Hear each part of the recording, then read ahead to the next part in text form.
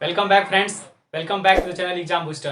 Exam booster channel में आपका स्वागत है। हम लोग इंडियन ज्योग्राफी सीरीज को लेकर चल रहे थे। उसमें हमने दक्षिण भारत की प्रायद्वीपीय पठार की जितनी भी नदियां उनके बारे में अध्ययन हमको करना था। हमने इससे पहले वाले लेक्चर में प्रायद्वीपीय भारत की नदियों का हमने परिचय इंट्रोडक्शन क्लास मैंने आपको ऑलरेडी प्रोवाइड करा दिया है।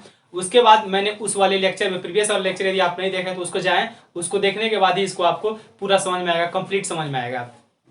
आइए स्टार्ट करने से पहले हमने प्रीवियस लेक्चर में डिस्कस किया था दक्षिण भारत की प्रायद्वीपीय पठार की नदियों का अध्ययन करने के लिए हम उसको दो भागों में बांटते हैं। एक है अरब सागर में मिलने वाली नदियां, एक है बे ऑफ बंगाल में अपने जल को मिलाने वाली नदियों का अध्ययन। यानी हमको स्टेप वाइज अरब सागर में अरबियन सी में अपने जल को मिलाने वाली नदियों का अध्ययन करते हैं, और दूसरा है बे ऑफ बंगाल में बंगाल की खाड़ी में अपने जल को मिलाने वाली नदियों का अध्ययन करते हैं। इस वाले लेक्चर में हम आज बंगाल की खाड़ी में जितनी भी नदियां अपने जल को ले जाके मिलाती हैं उसका अध्ययन करेंगे। नेक्स्ट वाले जो लेक्चर आएंगे उसमें आपका अरब सागर में जितनी भी छोटी बड़ी नदियां आके अपने जल को अरबियन सी में अपने पानी को लाके मिलाती हैं उसका अध्ययन करेंगे। आई होप आप अच्छे हैं, सेफ हैं, सुरक्षित हैं। वीडियो को पूरा देखें, लाइक करें, शेयर करें, सब्सक्राइब करें और वीडियो को शेयर करते रहें। आइए स्टार्ट करते हैं।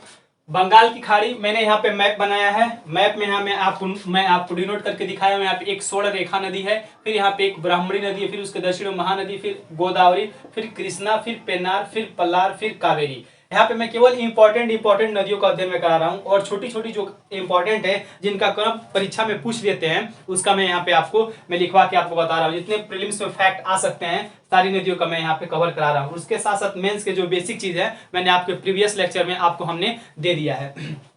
आइए आपको स्टार्ट करते हैं। लेक्चर स्टार्ट करने से पहले आप ये मैप समझ लिए होंगे। बंगाल की खाड़ी में नदियां जाके अपने जल को मिलाते हैं, बे ऑफ बंगाल में अपने जल को मिलाती है। आइए स्टार्ट करते हैं। जो पहली जो नदी है स्वर्ण रेखा नदी।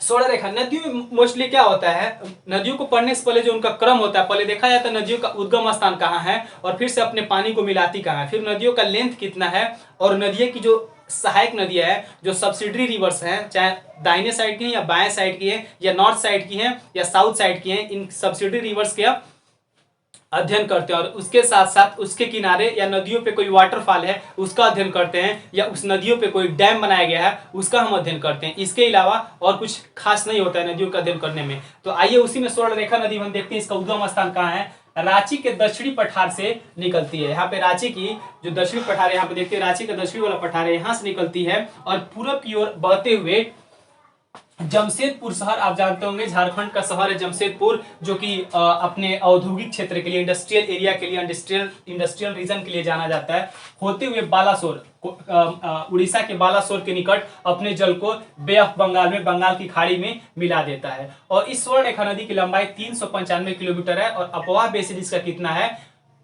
12,296 किलोमीटर स्क्वायर। और ये नदी कहाँ कहाँ बहती है, झारखंड, उड़ीसा, पश्चिम बंगाल। ठीक है, ये थी स्वर्ण रेखा नदी से रिलेटेड फैक्ट।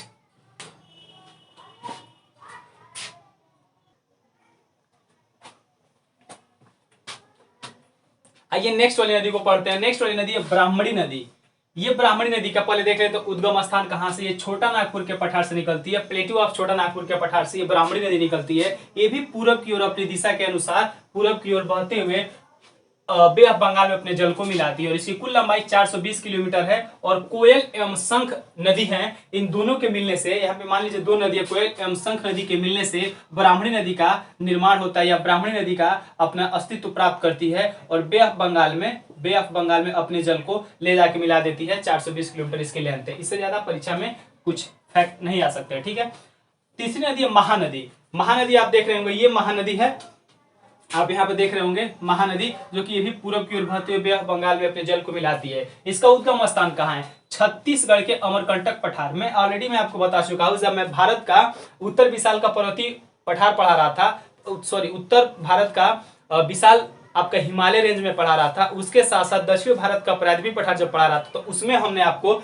अमरकंटक पठार के बारे में बताया था। विंध्याचल सतपुड़ा रेंज साइड में जो फैली है अमरकंटक प्लेटू, उसके बारे में। छत्तीसगढ़ के अमरकंटक प्लेटू से निकलती है और पूर्व की ओर यानी बे ऑफ बंगाल की ओर बहते हुए कटक के निकट, उड़ीसा के कटक के निकट बहते हुए बे ऑफ बंगाल में बंगाल की खाड़ी में अपने जल को मिला देती है, लेकिन अपने जल को मिलाने से पहले ये एक डेल्टा का निर्माण करती है। महानदी जैसे अपने जल को बे ऑफ बंगाल में अरब की खाड़ी में जाती है मिलाने, तो उससे पहले अपने साथ जितने भी सेडिमेंट लाती है वहां पे लाके सेडिमेंट को वहां पे छोड़ देती है और वहां पे एक डेल्टा का फॉर्मेशन होता है महानदी के मुहाने पे।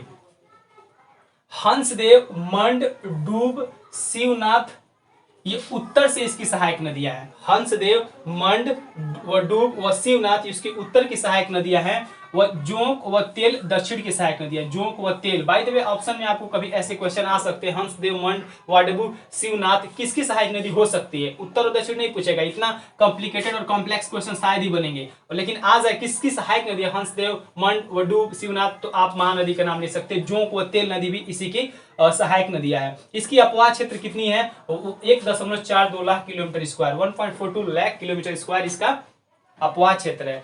और हीराकुंड डैम दुनिया भारत का सबसे लंबा डैम हीराकुंड डैम यहीं पे है, आप इमेज में भी देख रहे होंगे। और टिकरा पारा बांध बहुउद्देशीय परियोजना है, मैंने टिकरा पारा डैम आप इमेज में भी देख रहे होंगे, टिकरा पारा डैम इसी पे है और इसी नदी पे 2 या 2 से अधिक बहुउद्देशीय परियोजनाएं बनाई गई। बहुउद्देशीय परियोजनाएं क्या होती है, आने वाले नेक्स्ट चैप्टर में आपको पढ़ा दूंगा। मतलब डैम बना के नदी के पानी को रोक के उस रुके हुए पानी के आसपास एरिया में जितनी भी एक्टिविटीज की जाती है उसी को बोलते हैं बहुउद्देशीय योजनाएं। ठीक है, तो उस नदी पे महानदी पे बनाई गई है। ठीक है, ये रही महानदी, कहां से निकलती है, अमरकंटक श्रेणी से पूर्व की ओर निकलते हुए बंगाल में अपने जल को गिराती है। उत्तर से इसकी सहायक नदियां कौन कौन है, हंसदेव, मंड, डूब व शिवनाथ, दक्षिण से जोंक व तेल इत्यादि। इसका अपवाह बेसिन 1.42 लाख किलोमीटर स्क्वायर है। हीराकुंड, टिकरा पार बांध ये सब इसी पे है। ठीक है, नेक्स्ट नदी है गोदावरी नदी, काफी इंपॉर्टेंट रिवर है गोदावरी नदी। प्रायद्वीप भारत की सबसे लंबी नदी, प्रायद्वीपीय भारत की सबसे लंबी नदी है कौन नदी, गोदावरी नदी। इसकी कुल लंबाई 1465 किलोमीटर। एग्जाम में कई बार क्वेश्चन पूछे गए हैं, दक्षिण भारत की सबसे लंबी नदी कौन है, गोदावरी नदी, इसकी लंबाई 1465 किलोमीटर। दक्षिण भारत की सबसे लंबी नदी है, दक्षिण भारत की, यहां से दक्षिण भारत स्टार्ट होता है, यहाँ की सबसे लंबी कौन है, गोदावरी नदी। और इसे दक्षिण की गंगा भी कहते हैं, इसे दक्षिण की गंगा भी कहते हैं। और इसका जल अपवाह बेसिन देख लीजिए कितना क्षेत्र को ये कवर करता है, अपने पानी को 3,13,812 किलोमीटर स्क्वायर रेंज को ये कवर करता है। कौन नदी, गोदावरी नदी। ठीक है, 44% महाराष्ट्र, 23% आंध्र प्रदेश, 20% मध्य प्रदेश में इस अपने जल बेसिन को यानी अपवाह बेसिन को विस्तारित किए हुए है। इसका एक्सपांशन किस किस राज्य में है, महाराष्ट्र में 44%, 23% आंध्र में और 20% मध्य प्रदेश में अपने अपवाह बेसिन का इसका क्षेत्र है। ठीक है, इसका उद्गम स्थान कहाँ है, गोदावरी नदी का उद्गम स्थान त्र्यंबकेश्वर पठार है, सॉरी त्र्यंबकेश्वर एक चोटी है, इमेजेस आप देख रहे होंगे, त्र्यंबकेश्वर चोटी से निकलती है। और इसकी उत्तर की सहायक नदियां प्राणहिता, पूर्णा, पेनगंगा, वर्धा, वेनगंगा, इंद्रावती व मंजीरा। ये काफी इंपॉर्टेंट क्वेश्चन बन सकते हैं, यहाँ से अधिक क्वेश्चन आते हैं। गोदावरी की सबसे उत्तर की सहायक नदियां कौन है या उसकी सहायक नदी क्या है, तो आप याद नाम रख सकते हैं, प्राणहिता, पूर्णा, पेनगंगा, वर्धा, वेनगंगा, इंद्रावती, मंजीरा। 2-4 बार पढ़ेंगे। ये टॉपिक थोड़ा सा आप लोग नए होंगे तो कंफ्यूजन लग रहा होगा, कितना कॉम्प्लेक्स टॉपिक है, कैसे इसका अध्ययन किया जा सके, लेकिन यकीन मानिए 2 या 3 या 4 बार जब आप इसे अध्ययन कर लेंगे, 3, 4 या 5 बार आप इसे पढ़ लेंगे तो काफी ये इजी हो जाएगा। ठीक है, नेक्स्ट आते हैं कृष्णा नदी।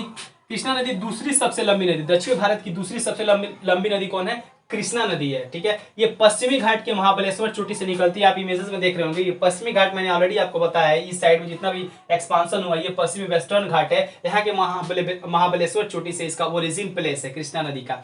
और इसकी टोटल लेंथ कितनी है, 1400 किलोमीटर। ये कृष्णा नदी की लेंथ 1400 किलोमीटर है और फाइनली बे ऑफ बंगाल में अपने जल को ये भी ले जाके मिला देती है। ठीक है, इसका अपवाह क्षेत्र कितना है कृष्णा का, 2,59,000 kilometre square, 2,59,000 kilometre square. 27% Maharashtra में, 44% कर्नाटका में, 29% आंध्र प्रदेश में ये नदी अपने पूरे बेसिन वाले एरिया को फैलाए हुए है। ठीक है, इसकी सहायक नदी अभी काफी इंपॉर्टेंट है, कई बार क्वेश्चन आ गए हैं। इसकी सहायक नदी है कृष्णा नदी की सहायक नदी, कई बार क्वेश्चन आ गए हैं। इसकी सहायक नदी को एक बार देख लेते हैं, कोयना, येरला, वरड़ा, पंचगंगा, दूधगंगा, घाट प्रभा, माल प्रभा, भीमा, तुंगभद्रा और मूसी। हैदराबाद मूसी नदी के किनारे ही है, कृष्णा की एक सहायक नदी मूसी, उसी के किनारे हैदराबाद शहर है। और तुंगभद्रा की एक सहायक नदी है, इसको बोलते हैं हंगरी नदी, और इसी को वेदावती नदी के नाम से भी जाना जाता है। बाय द वे कभी क्वेश्चन आ जाए आपके परीक्षा हाल में, जो हंगरी नदी कहाँ है, या हंगरी नदी या हंगरी बोला जाता है, इस नदी किसकी सहायक नदी है, तो आप मान सकते हैं कृष्णा की सहायक नदी है, उसके साथ तुंगभद्रा की, कृष्णा की सहायक नदी तुंगभद्रा, और तुंगभद्रा की सहायक नदी हगरी, और इसी को वेदावती नदी को बोलते हैं। और मूसी नदी इसी की सहायक नदी है। कोयना, यरला, वरला, पेनगंगा, दूध गंगा, घाट प्रभा एटसेट्रा, ये माल प्रभा सब इसकी सहायक नदी है। ये बचा है छवा कावेरी नदी, ये था आपका कृष्णा, पेन्नार, पल्लार, अभी मैं आपको बता रहा हूँ पेन्नार, पल्लार। उसके बाद देखते हैं नीचे सबसे कावेरी नदी। कावेरी नदी के बाद बारे में देख लेते हैं। कावेरी नदी का ओरिजिन प्लेस कहाँ है? पश्चिमी घाट ब्रह्मगिरी पहाड़ी से। पश्चिमी घाट यदि आप नहीं देखोगे तो प्रीवियस लेक्चर में जाके देख सकते हैं। पश्चिमी घाट के ब्रह्मगिरी पहाड़ी से ये निकलती है। कौन नदी? कावेरी नदी। और कर्नाटक और तमिलनाडु होते हुए बे ऑफ बंगाल में अपने जल को गिरा देती है। और 3% इसका कुछ पार्ट, नॉमिनल कुछ बहुत कम ही पार्ट, 3% पार्ट इसका केरल में है, 41% पार्ट इसका कर्नाटका में है, और 56% पार्ट इसका 56% पार्ट इसका तमिलनाडु में है।